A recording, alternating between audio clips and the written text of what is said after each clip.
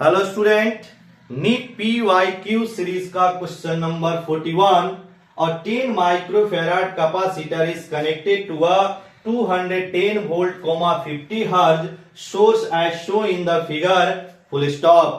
The peak current in the circuit is nearly, और pi की value बोल रहा है कि 3.14 लेना है, और यहां पर आपको एक सर्किट डायग्राम दिया गया है तथा 4 ऑप्शन दिए गए हैं।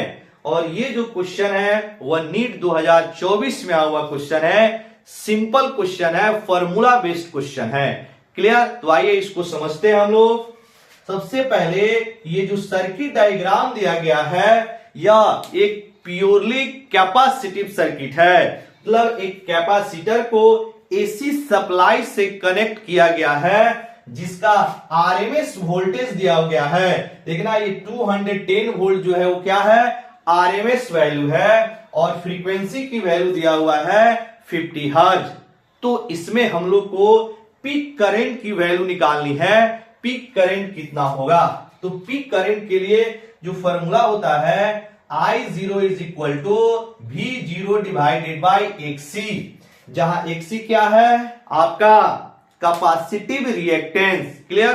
अब देखना V0 की वैल्यू आपको नहीं दिया गया है, Vrms दिया गया है, तो V0 को आप कन्वर्ट कर दीजिए Vrms के टर्म में। तो V0 इज इक्वल टू होता है √2 टाइम्स Vrms। क्लियर?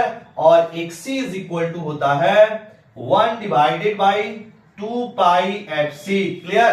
तब इसको अब सॉल्व करेंगे तो ये आ जाएगा √2 इंटू Vrms इंटू ये आपका ऊपर चला जाएगा सारी value 2 pi into 8 into C। Clear?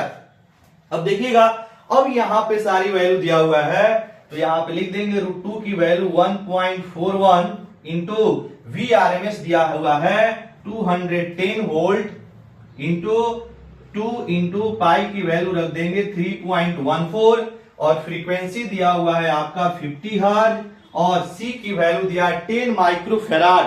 तो 10 माइक्रोफेराड को आप फेराड में कन्वर्ट कर दीजिए, यानी 10 into 10 raise to the power -6। Clear?